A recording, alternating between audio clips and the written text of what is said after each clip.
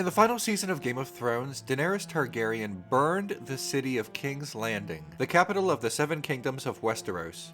Her advisors, Tyrion Lannister and Varys, counseled against this due to the incredible amount of civilian casualties this would incur. Daenerys' actions were shocking to the audience of the popular television series, as it effectively transformed her into the villain of the series immediately prior to the finale. Nobody could justify her actions until they tried. Cries of "Daenerys did nothing wrong" followed bizarre think pieces. It shouldn't be surprising that some in the American media tried to find a cold, pragmatic justification to defend the wanton destruction of King's Landing and the annihilation of its civilian population, most of which probably had no love for its ruler, Cersei Lannister, because conflating civilians with the troubling governments that rule over them has become commonplace. A truly indefensible mix-up between the governments that oppress their people and the people who are oppressed by their governments. Invrappa tolvio vio ninrondirederat. Tolvrio pregelat.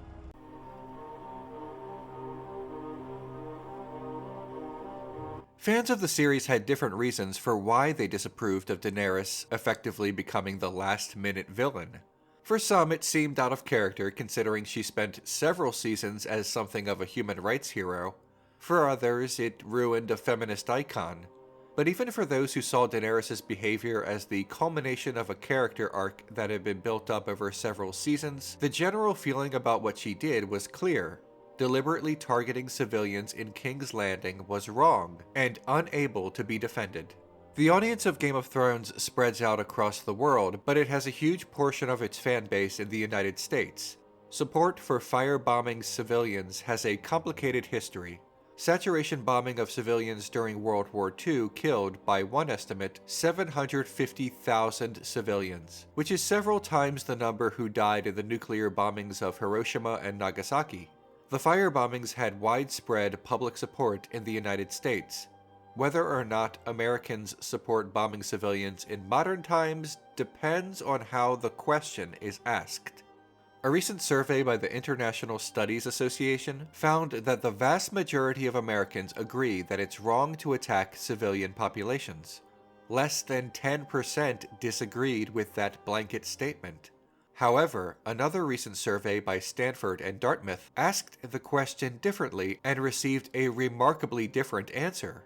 Survey respondents were told to imagine a war with Iran, and whether they might agree to a saturation bombing of a populated Iranian city, likely to kill 100,000 civilians, in order to save the lives of 20,000 US troops. When put this way, 2/3 of the respondents leaned toward a strike against a civilian city. The authors concluded that the US public's support for the principle of non-combatant immunity is shallow and easily overcome by the pressures of war. In other words, most Americans who answered the survey implied that the lives of American troops are worth significantly more than civilian lives in Iran, at least 5 times more valuable than Iranian civilians. Not long after 9/11, Afghanistan was under attack. The United States and the United Kingdom claimed the bombing was justified because the Afghans did not turn over terrorism suspects. However, the bombings and subsequent invasion did not only take the lives of those who were allegedly hiding terrorists, but also the lives of anyone who simply happened to live in Afghanistan. The response, "Well, they should have turned over Osama bin Laden," can always be countered with this. Who is they? Because most of the people killed in the bombing of Afghanistan were not hiding Osama bin Laden. They were just people who happened to live in the country. They were not hiding anyone. Even if one believes the United States had a right to invade a country over a disagreement on extradition, the civilians who died had no choice in these decisions. It is incomprehensible to condemn the subjects for the actions of the Queen. In 2002, the United States announced a new national security strategy, asserting its authority to maintain global hegemony permanently. In 2003, the US, the UK, and others in a coalition invaded Iraq under the pretense that the Middle Eastern country was hiding weapons of mass destruction. The war on terror persisted through the George W. Bush administration and was escalated under the Barack Obama administration, adding more and more countries to bomb and more civilian lives lost amid questionable excuses for these military interventions. Obama declared the war on terror over in 2013, but actually escalated it under a different branding. It's not over. How many people have been killed in the war on terror? Brown University's Costs of War project just last year released a new estimate of the total death toll from American wars in 3 countries, Iraq, Afghanistan, and Pakistan. At least 480,000 people have been directly killed by violence over the course of these conflicts, and more than 244,000 of them were civilians. This means that contrary to the popular misconception that civilian casualties are limited in war, civilian casualties in the war on terror outnumber military casualties. More civilians die in war than the people who either choose to fight or are conscripted to fight. In addition to those killed by direct acts of violence, the number of indirect deaths, those resulting from disease, displacement, and loss of critical infrastructure, is believed to be several times higher, running well into the millions. This sounds catastrophically high, but the truth is that this report only scratches the surface. It does not take into account other recent conflicts, such as in Libya, Yemen, Somalia, and Syria, where the United States has conducted military operations in the past several years. Daphne Aviatar, director of the Security with Human Rights program at Amnesty International, said of this, "The major challenge in tracking the full costs of these wars is that the US military doesn't even meaningfully investigate civilian death tolls. Generally, they know it's not good to have civilian casualties, but their focus is mainly on fighting, and there is little pressure to make protecting civilians a key priority. Meanwhile, the US public simply doesn't see the deaths in other countries. They don't see civilians being killed in Iraq or Afghanistan. With everything going on in the United States at the moment, the fact that we're even at war has largely fallen off the radar. If Americans, the British, and other people whose countries participate in civilian bombings were so shocked and dismayed by the fictional city of King's Landing burning, why is the real-world bombing of the Middle East barely on the news anymore? Why do so many of us not care? Or at least not care enough for it to be a major political talking point in elections anymore? People tend to turn away from disasters such as these. They turn away because the casualties challenge their strongly held perception that their country is a force for good. In the face of shocking civilian casualties, disease, and massive displacement caused by war, people are much more likely to become indifferent than they are to protest. Facing hard questions about the people who represent them is an incredible burden, and oftentimes it's easier to blame the victims for causing their own suffering. During the Vietnam War, the institution of the draft and its unpopularity forced the public to maintain some awareness about the war, but the creation of an all-volunteer military has made the conflicts much easier to ignore. As public attention has waned and the media has largely moved on, it has become easier for the US to obscure what it's doing. According to the BBC, at the beginning of the 20th century, only 10% to 15% of those who died in war were civilians. In World War II, more than 50% of those died were civilians. These increases have a lot to do with how warfare has changed with the proliferation of air combat. In modern times, reporting on civilian deaths has become more rare. In March of 2019, President Donald Trump signed an executive order revoking the requirement that American intelligence officials publicly report the number of civilians killed in drone strikes and other attacks on allegedly terrorist targets outside of war zones. Civilian casualties present a distinct ethical quandary. In Season 1, Tyrion Lannister kills someone for the first time. This is done in self-defense. In Season 2, Tyrion commands the Battle of Blackwater and repels an armed invasion. In Season 4, Tyrion strangles Shae to death. One of these incidents is not like the others. Everyone Tyrion killed had the same rights to be alive as the others, but the incident with Shae was avoidable in a way that the others were not. That doesn't make the suffering of Tyrion's other victims any less great or the victims any less worthy of their lives, but it does make the Shea incident contextually distinct from the others, not to mention legally distinct and perhaps to some morally distinct. A soldier in the service of Stannis Baratheon is no less dead than Shea, but the hypothetical soldier posed an immediate and mortal threat to other soldiers. Shea did not. Soldiers pose immediate lethal threats to opposing soldiers. Civilians do not pose an immediate lethal threat, and their deaths are not as easily explained away. Furthermore, even if we were to conclude that civilian deaths and military deaths are not ethically distinct, the widespread existence of civilian deaths prove there is a far greater cost to war than people generally acknowledge. Maybe all this civilian talk isn't the main point, though. Ideally, no one should be killed in these conflicts because these conflicts should not exist, at least not for the United States. They only exist to support the financial interests of those committing the bombings and drone strikes. The decision about what's best for everyone should be left to, well, everyone.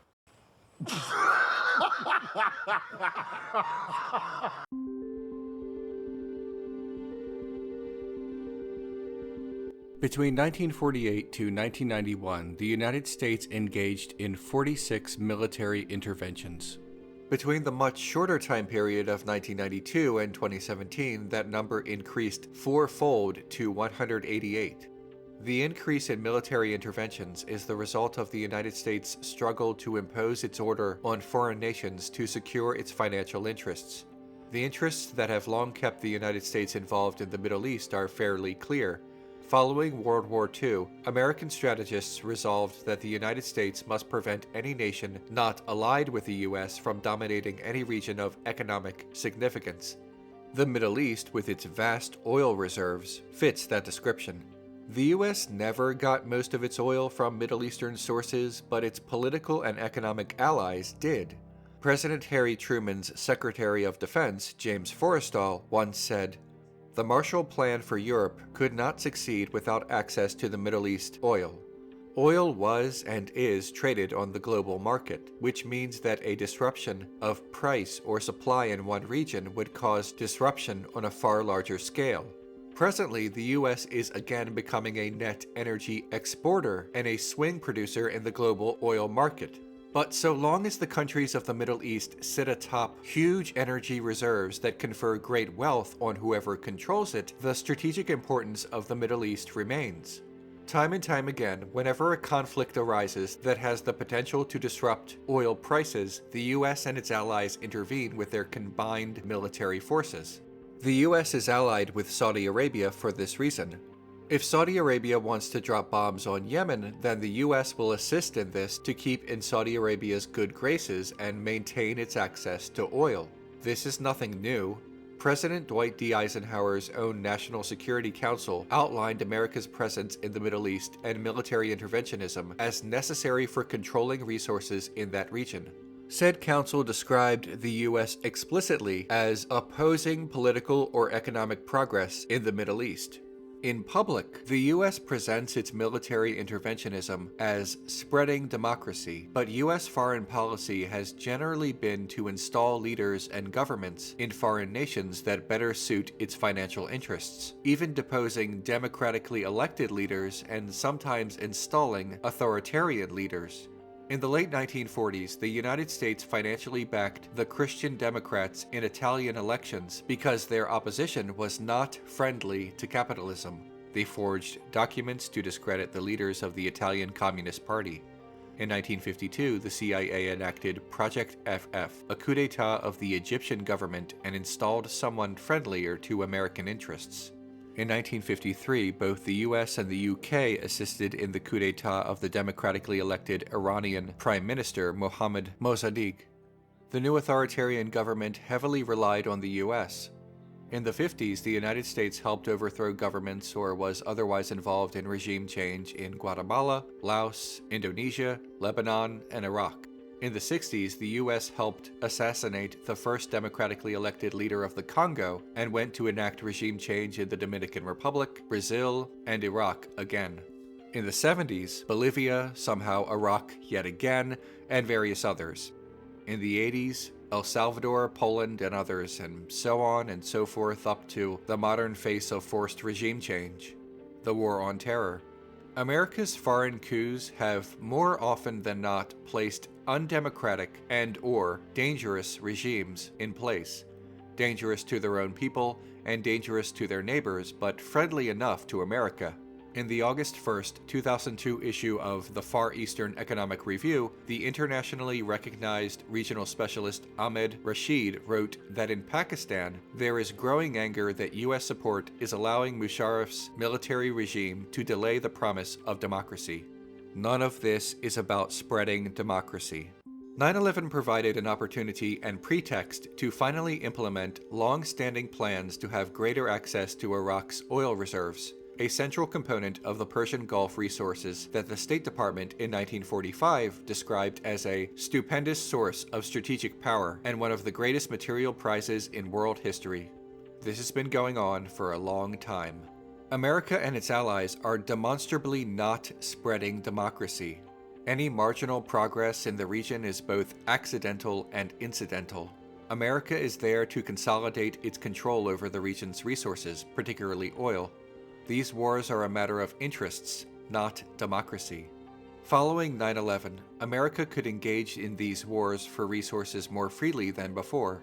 It's the classic strategy of diverting mass discontent into nationalism through fear of external enemies. Criticism of these conflicts were dismissed as treason and un-American during a time of American crisis. In addition to consolidating resources in foreign territory, these conflicts are also good for the more hawkish party's election results. This has changed, though. Now everyone is a hawk. These wars are not fought for democracy because American military interventionism, coups, and state-sponsored terrorism rarely, if ever, supports political or economic progress in the Middle East by design. In the early days of the War on Terror, President George W. Bush claimed that the events of 9/11 occurred because certain people hate our freedoms. If he was referring specifically to Al-Qaeda, that is not only overly simplistic but outright false. Al-Qaeda was not shy about revealing its motives. The heinous attacks on September 11th were largely a response to Western presence in Somalia, American support of Israel, American presence in Saudi Arabia, sanctions against Iraq, and other international affairs and foreign policy. Bush was probably not referring to civilians living in the Middle East, but many of his supporters definitely interpreted it that way. What civilians in the Middle East hate is Western foreign policy and interventionism that denies them the freedoms to which they too aspire. Again, this is nothing new. In 1958, President Eisenhower described America's interests and justification for potential intervention in the Middle East as the campaign of hatred against us not by the governments but by the people. It's important to recognize that when America labels terrorist organizations and rogue states as evildoers and other simplistic terms, it does not acknowledge its own war crimes and its own support of terrorism. By framing a conflict as a battle between good and evil, catastrophes such as the widespread deaths of civilians can be justified by the media and public as necessary for the destruction of said evil, even if those who die in the conflict have nothing to do with the evildoers. Because if America and its allies are good, then any actions it takes to stomp out evil are also good. The language of the conflict becomes its politics. In the Yemeni civil war, for example, assigning good and evil to the various belligerents is irrelevant to the civilians who will suffer the most from foreign intervention. America's state-sponsored terrorism covers a lot of ground. In the 1960s, after the failed Bay of Pigs invasion, President John F. Kennedy launched a campaign of murder to bring the terrors of the earth to Cuba. According to historian Keith Bolander, there were more than 800 documented incidents resulting in more than 3,000 deaths and 2,000 injuries. Most of these terrorist actions in Cuba originated from counter-revolutionaries based in America, often with active help from the CIA. The Ronald Reagan administration was virtually alone in its support for the apartheid regime in South Africa, even violating congressional sanctions to increase trade. America only has interests. The US joined South Africa in providing crucial support for Jonas Savimbi's terrorist UNITA army in Angola. Washington continued to support terrorism even after Savimbi had been defeated in a carefully monitored free election. These are only two examples among countless. In modern times, the US's actions in the Middle East, whether called terrorism in the media or not, have the same results: civilian deaths and unrest in the region. Noam Chomsky once wrote, "It's only terrorism if they do it to us. When we do much worse to them, it's not terrorism." By falsely attributing motivations for terrorism against America, the state can claim moral high ground, and by falsely attributing America's own motivations for their own armed conflicts, they can achieve the same goal. It's only bad when they do it. When we do it, it's good. In the name of King Tommen of the House Baratheon, first of his name, you're hereby sentenced to death.